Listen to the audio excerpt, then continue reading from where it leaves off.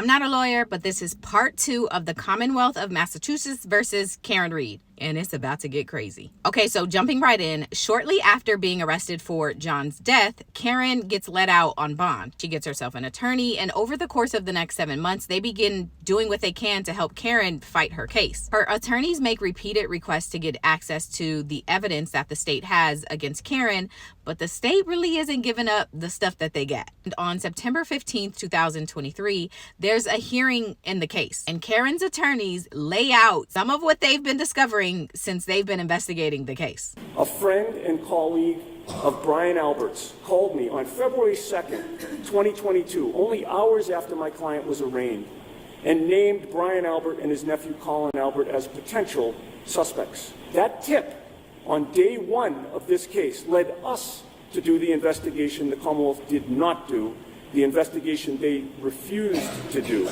They say John Okeefe wasn't the only police officer at the party that night. Brian Albert, Jennifer's brother-in-law and owner of the house, is a Boston police sergeant. He's also a trained MMA fighter, and he was featured on the cop show Boston's Finest. Random?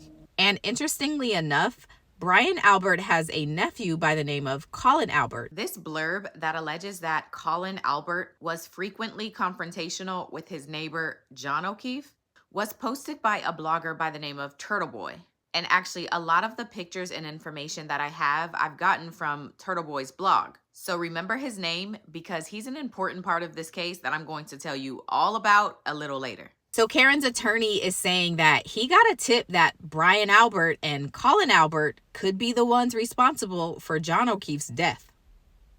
Okay, back to the clip. I'd like the court to consider that at the outset of this case, State Trooper Michael Proctor submitted a report stating that Fairview Road in Canton had not been plowed during the early morning hours of January 29th, 2022. We did not take Michael Proctor's word for that, and thank God we didn't, because we learned that was a lie. Our investigator interviewed plow driver Brian Laughlin. Brian Laughlin told us that he did plow the street in front of 34 Fairview, made a pass by there at 2:30 in the morning, and when he passed that house, there was not a lot of snow that had fallen. Visibility was good.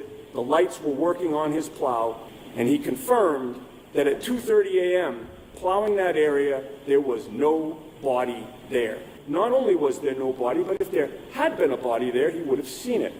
But, Your Honor, it's not just that he saw no body at 2:30 a.m. After that, he saw a Ford Edge parked right in the area where John Okeefe's body was later found. I'm back again. Here's a screenshot of the interview that Michael Proctor and another sergeant had with the plow driver a year and a half after John's death.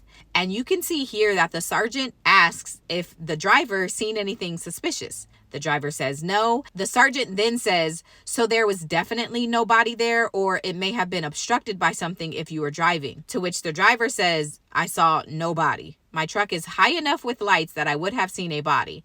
And then, quote, I can't answer if there was something obstructing me. I didn't see anything obstructing me. And then in regards to the Ford Edge, the driver says there was a vehicle parked in front of 34 Fairview around 2:30, 3 o'clock in the morning. It was a Ford Edge and it was parked on the street to the left of the house. But there's more. Whoever moved that Ford Edge to that location in the early morning hours of January 29th, hours after KarenRead left Fairview to go home, that person or persons knows exactly what happened to John Okeefe. Okay, so the timeline that the attorney is pointing out is that KarenRead allegedly hit and killed John Okeefe around 12:30 in the morning. About 2 hours later at 2:30 a.m., the plower is plowing the area. He doesn't see a body, but he does see a Ford Edge parked on the left side of the house. At 5:30, 3 hours later, John's body is found on the left side of the house in the exact same area that the Ford Edge was in. But now the Ford Edge is parked somewhere else. Here we go. That one of the Commonwealth's main witnesses, Jennifer McCabe, who had been at Brian Albert's house on the night in question and would have had to walk by John Okeefe's body in the yard if it actually was there at that time, went home and at 2:27 a.m. Googled Husslong to die in cold. Jennifer McCabe deleted that Google search, We have stressed to you ever since that our expert not only found that search, but we stand ready to prove beyond a doubt that Jennifer McCabe did it at 2:27 a.m. That Jennifer McCabe's Google search, trying to determine just how much time had to pass before John Okeefe would die in the cold, is completely consistent with her guilt or complicity in this crime and completely consistent with my client's innocence. Y'all ready for more context? Karen's attorneys asked for Jennifer McCabe's phone records for months from the state. Eventually, they handed over some modified version of the records, so Karen's attorneys had an audit on the phone done themselves. And from their audit, they learned that at 2:27 a.m. on the night/morning of the party, Jennifer Google searched how long to die in the cold. Well, there's some typos, but you get the point. She also, according to Karen's attorneys and analysis of her phone, attempted to delete her communications with her brother-in-law, Brian Albert, who beat up and killed John Okeefe, and that person knows how John Okeefe received all of the scratch marks and bite marks to his arm. In opposing our motion to get the animal control records, Mr. Albert's attorney told you that Mr. Albert's dog, Chloe, had no history of attacking human beings. Thank goodness you ordered the records, Your Honor, because we learned that was a lie. The fact that those records have now been brought to court and reveal that Chloe attacked not just one but two people in the past, sending them both to the hospital, is a major change circumstance.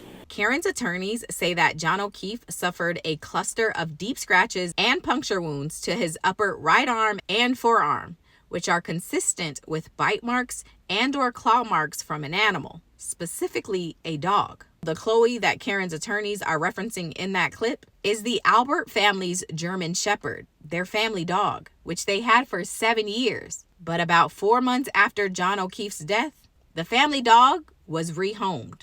And upon getting the vet records of Chloe, Karen's attorneys learned that Chloe had a history of attacking people. Y'all see what's going on yet? Come back for part 3 because we still got to get into the taillight.